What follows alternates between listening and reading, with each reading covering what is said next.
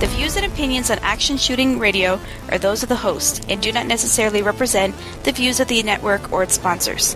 The hosts recommend that you seek out training before engaging in competition shooting sports. Follow all safety rules while participating in action shooting activities. Remember, if you shoot yourself or someone else, it's your fault.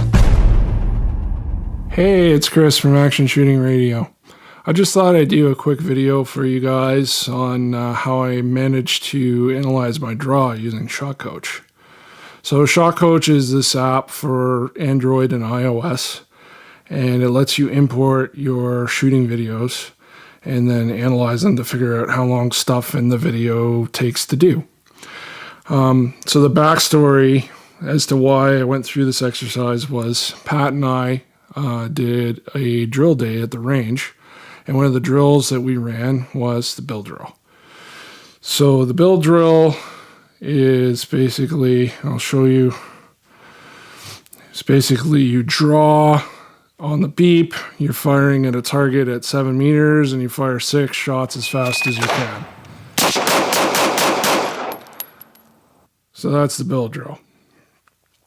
Now, what I found was that my time was worse than desired. A masterclass time on the bill drill is about 2 seconds. I was in the neighborhood of 3 seconds. So I knew that I was losing time somewhere.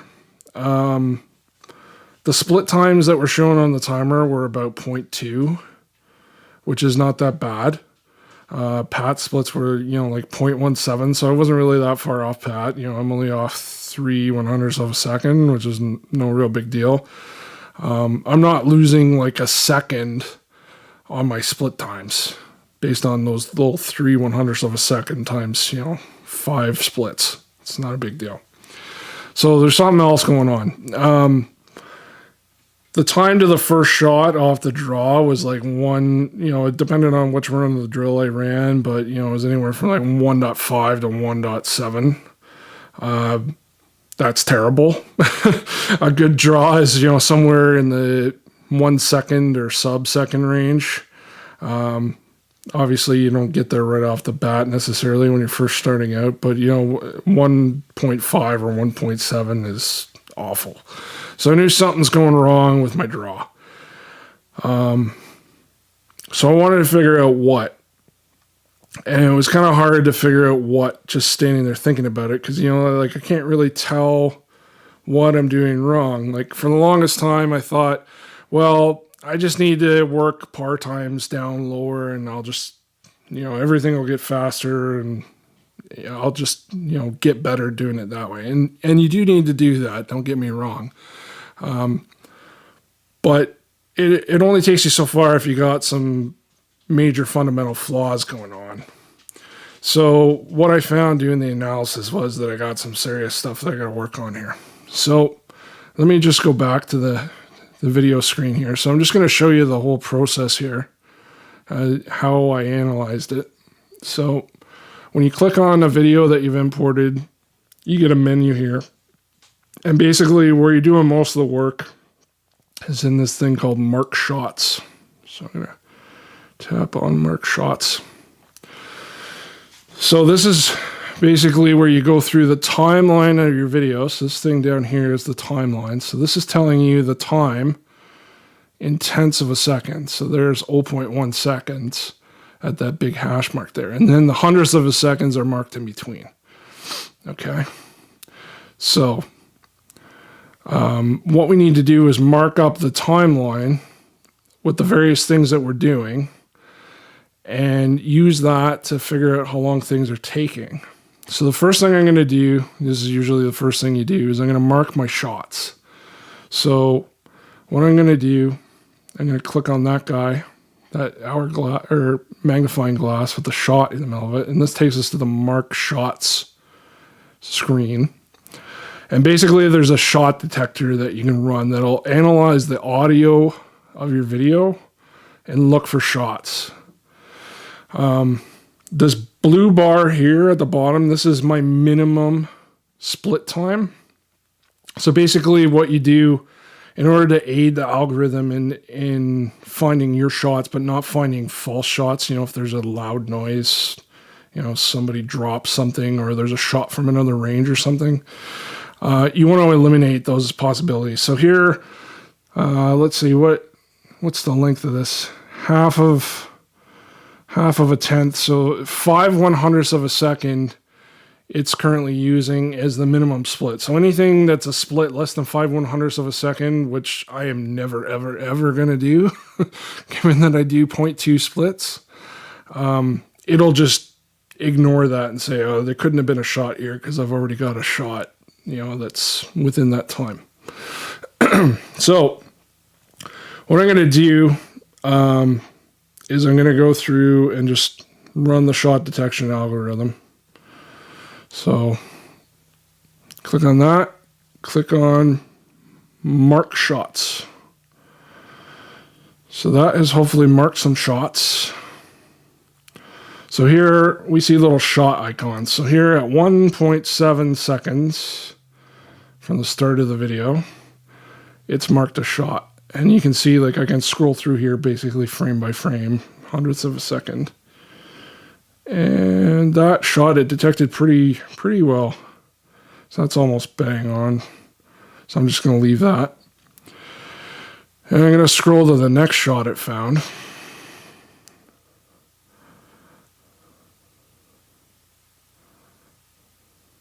And it was actually a little late with this one, because you can see here my slide's not moving, and then like the next hundredth of a second my slide has started moving. So I'm going to basically go to where I see the slide start to move, and there's a button to manually add a shot. So I'm going to click that. Add shot. There we go. And now I can take out the shot that it erroneously put in by just tapping. Oops. Let's go back here. And it's a little hard to do this with the tripod in the way, but I'm managing. So even still, it was only off by like 3/100ths of a second. Maybe that's good enough. Do I really care? So basically what you would do is you would go through and mark all of these shots and get them in the exact right spot that you want to. I'm not going to bother because you're not going to find that interesting, and that's going to take a lot of time. So we're just going to pretend that these are all good. So what I'm going to do, once you've got all the shots marked, you want to turn them into what's called time markers. So your whole video, everything that you do that consumes time, you're going to mark with some kind of a time marker. Now, the default marker that it's going to create out of these is splits, and that's exactly what I want. So when you create a marker, the marker goes from the previous event to the next event. So that's going to be like between this shot and this shot, it's going to create a split marker by default. I can change the default if I want. You usually don't want to, because usually you have more splits than transitions. But let's say you had like an all steel stage where you're firing one shot per target, and you pretty much knew, therefore, that either all or most of the time between shots was a transition as opposed to a split. You could pick the default marker here and say, no, these are all transitions. You can change them after. This is just what it's going to create by default, though. So I'm going to create those splits. So now it's created those time markers. Okay. So let me exit out of here. So you can see now there's blue stuff at the top of my timeline.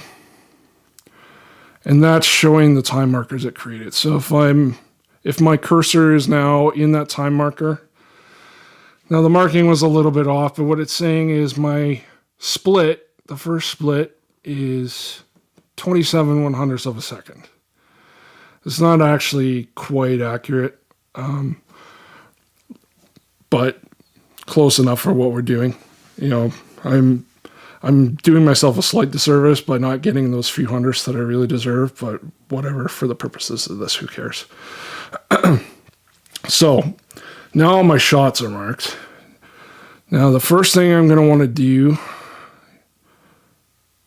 other than the shots, is I need to mark the start and the end of the stage so that we know when to start measuring time from. So let me I'm going to tap on this here, and I'm going to change the speed of the video to half speed, and I'm going to play it back again, and I'm going to guess.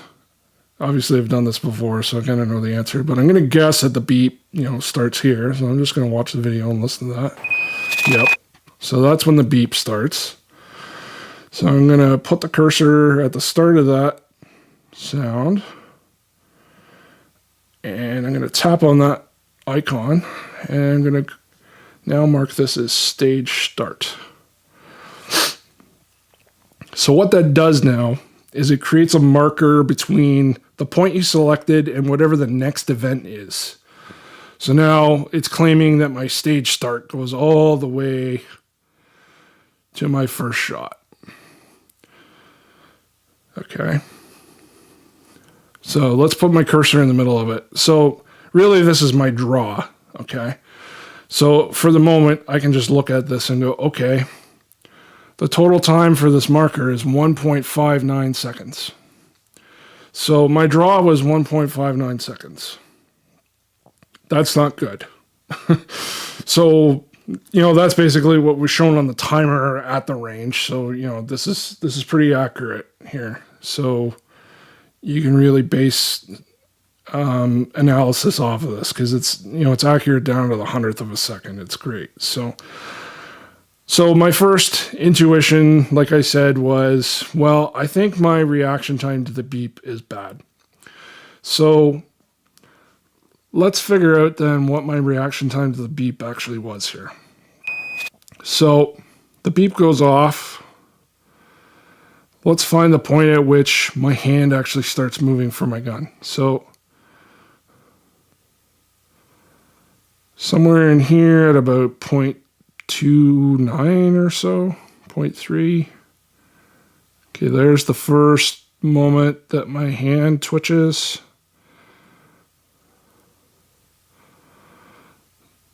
So what I'm going to do is for now, I'm going to mark that point as draw.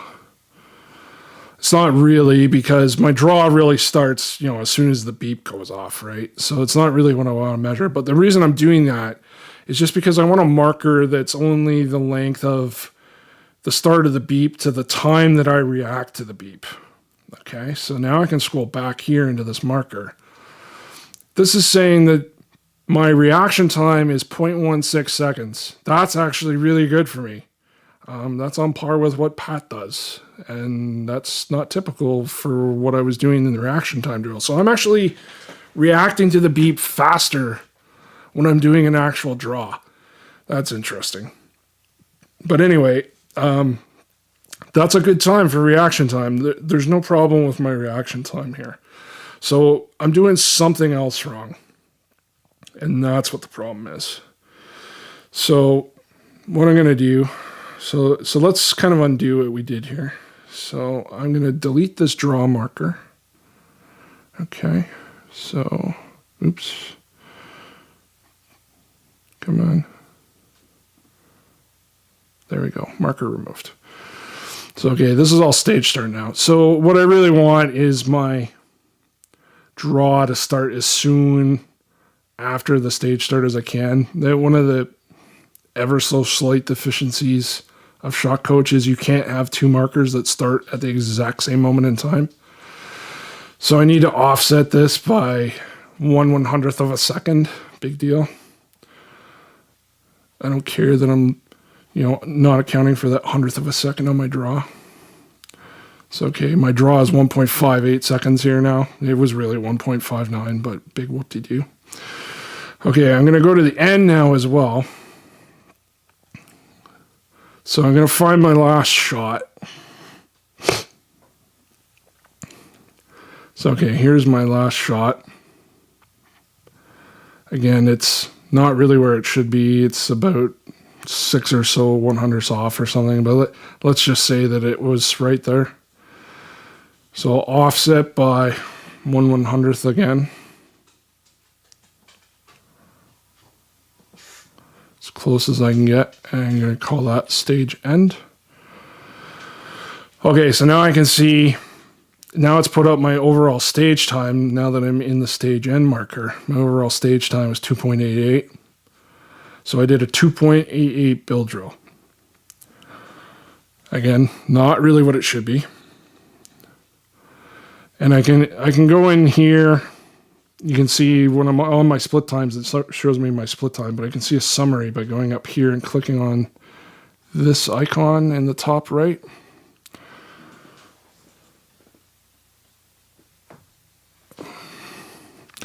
So you can see my stage time, all of my splits. My average split was 0.21. That's okay for me. Yeah, I could get them a little better if I was more awesomer, but not too bad. Average stage start, well, obviously I put my draw in there and that is taking up all the time except that 1/100th, so this is not accurate. But here my draw, average draw 1.58. If you're running a bunch of draws, you know, you're doing a bunch of drills in like one video, or you've got a video that's got a bunch of stages in it, you can mark the individual stages and here it'll give you the average across all the stages. So if I had like 6 draws in here, it would give me the average of all those draws. So that's kind of neat too. Anyway, so we're going to go back out of that. And we're going to go back to the start of the video.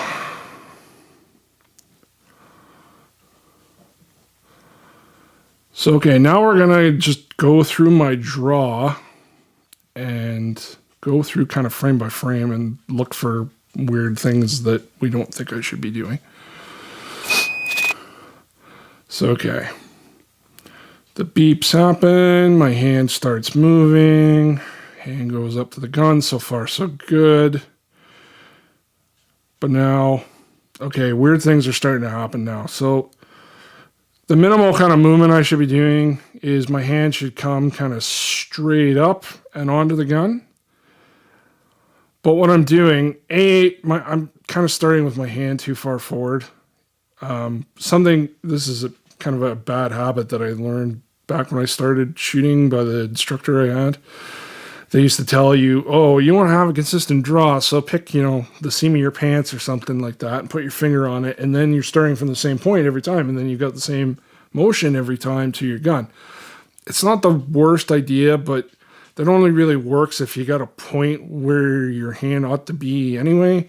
Here my hand's too far forward, because you see, like, I come backwards. I would have had to come backwards anyway to get to the gun, but you know, here I'm already kind of at the gun, but I come back further. So back too far. And now I kind of drive forward and down on the gun hard and kind of too hard. Kind of go past where I need to be, fumble a bit for getting my grip here, and then pull the gun out. So there's some crap going on there.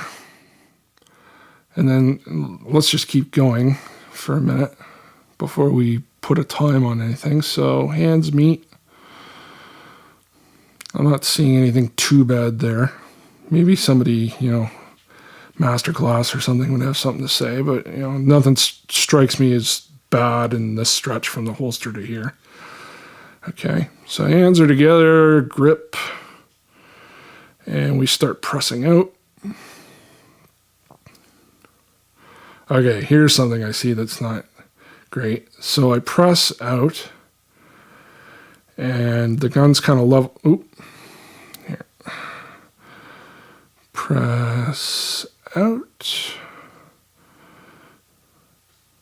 And now the gun dips down.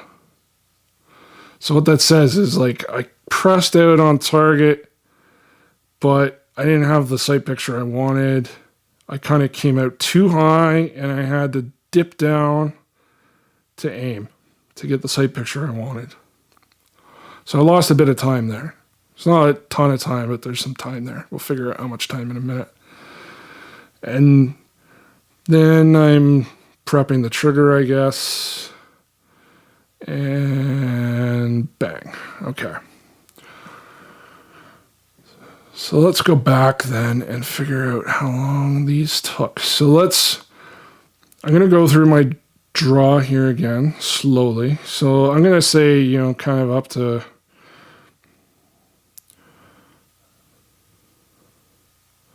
to this point, I'm okay. Here's where things start going bad. So let's call that okay. So what I'm going to do is I'm going to put a marker in here.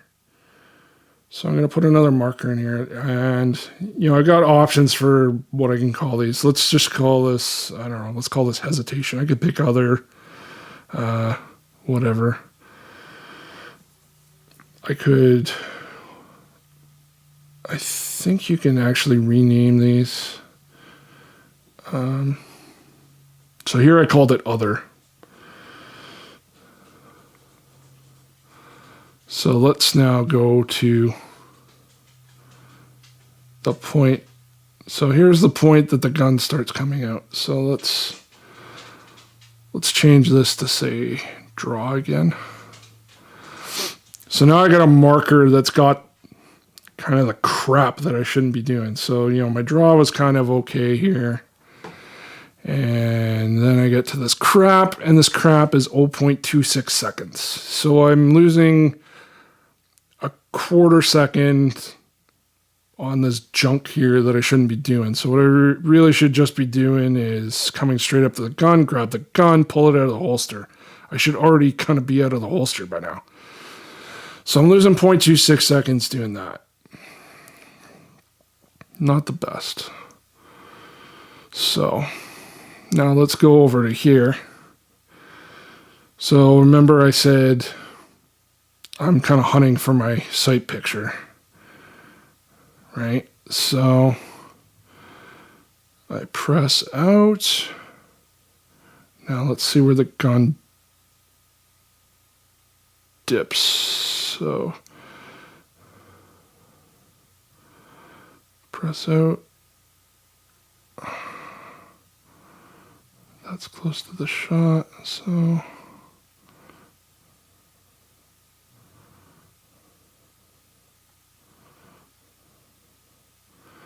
kind of from the peak of the height, I guess I would call it. So I'm going to call this, I could do this as an other as well, whatever. I'm going to call it hesitation here. So let's say I hesitate until the gun stops moving. About there. Now let's call that draw again. Actually, let's call it, oops. Didn't mean to play that. So this one is 0.19 seconds. So I spent 0.26 screwing up my draw. And I spent 0.19 looking for my sights. So that's almost a half a second, basically. That's like 0.45 seconds of wasted time because of bad mechanics. But this is good because, I could go for years never knowing that I'm doing this crap. Until I look at the video and see what I'm actually doing. Like, I've tried to speed up my draw over the years, and I'm like working with par times and stuff, and I'm like, I just need to get faster. You need to grind that par time down. Well, that'll make everything a bit faster, but if you don't know where to focus, you're not really fixing what's wrong. Like, doing the wrong things faster is not really going to help you that much. So, like, if I just corrected these two things, I can shave like almost a half second off my draw and go from, let's see, what was it again? Let me delete this. Come on. Marker removed.